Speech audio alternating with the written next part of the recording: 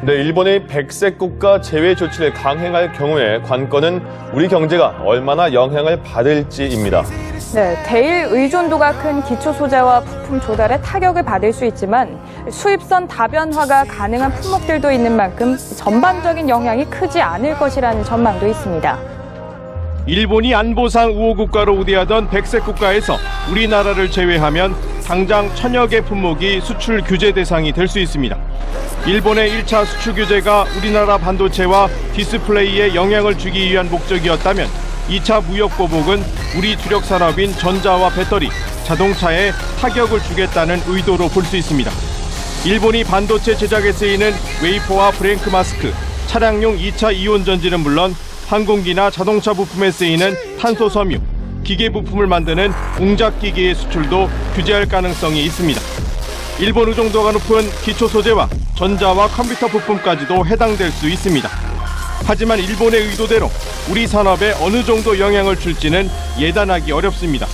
일본에 대해서 수입 의존도가 높은 기업들, 산업을 타겟으로 할 가능성이 높다고 생각을 합니다. 그렇지만 2차 조치는 국내 내지는 일본 외의 다른 국가에서 대체 조달이 가능성이 상대적으로 높다고 보기 때문에 특정 산업이 받게 될 영향, 피해는 상대적으로 적지 않을까. 정부는 자동차와 정밀화학 등 일본이 표적으로 삼을 만한 100대 품목을 따로 추려 대응책을 마련하고 있습니다.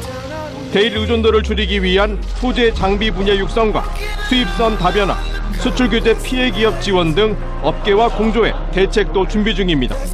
국제사회 도움을 받기 위해 일본의 수출 규제로 한국뿐만 아니라 세계 경제에 악영향을 미칠 수 있다는 점을 강조하고 있습니다. 일본 가기가 백색 국가에서 한국을 제외하는 법령 개정안을 처리하면 사실상 되돌리기 어렵다는 점에서 대위책 마련을 서둘러야 한다는 목소리가 나옵니다.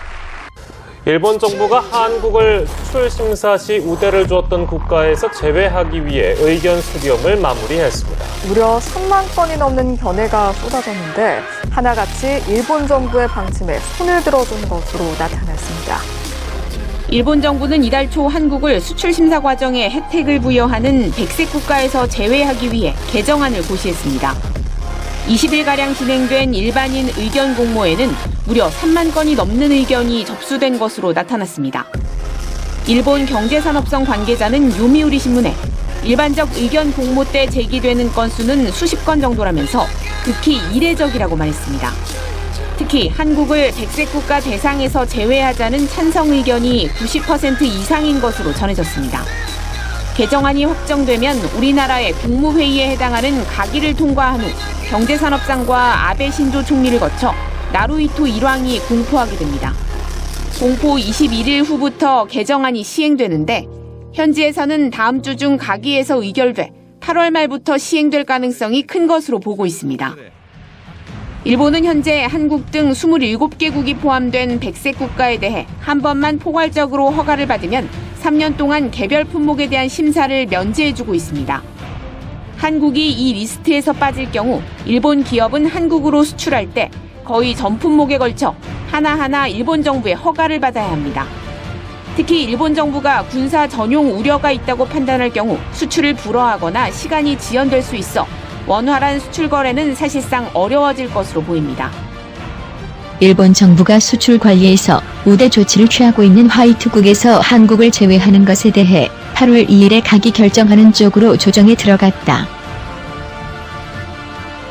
한국 정부는 우대 조치의 제외 대상이 반도체 재료 3개 품목에서 전자부품 및 공작기계 등 1000품목 이상으로 급확대할 것이라고 26일까지 분석했다. 반도체에 이어 주요 산업인 석유화학 제품과 자동차도 타격을 받을 것이라는 위기감이 더해가고 있다. 문재인 정권의 여당 관계자는 2020년 도쿄올림픽에도 영향을 줄 것이라고 경고하고 있다. 다만 구체적인 대응에 대해서는 언급하지 않았다. 한국 측은 세계무역기구 회의에서 거듭 일본의 조치를 비판했다.